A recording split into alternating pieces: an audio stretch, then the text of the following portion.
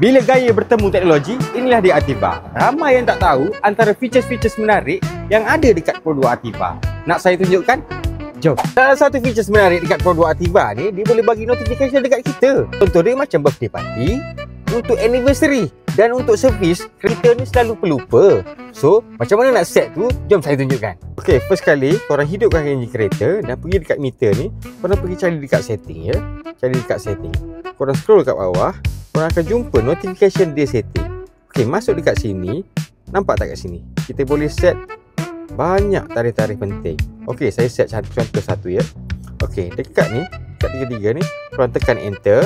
And then korang boleh set untuk kategori apa. Okay, contohnya birthday. Okay, bila kita buat tarikh hari ni ya. Hari ni, Oktober 14. Lepas korang dah setkan tarikh tu, korang matikan enjin. Korang hidupkan balik enjin.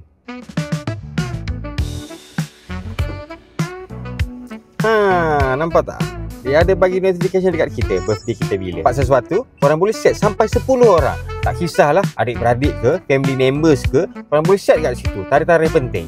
So, dapat sesuatu. By the way, saya nak selit sikit. Untuk produk Ativa, bulan ni kita ada rebate 1,500. Okay, jangan lupa. Banyak lagi feature-feature kereta Pro 2 yang korang nak tahu, boleh komen kat bawah.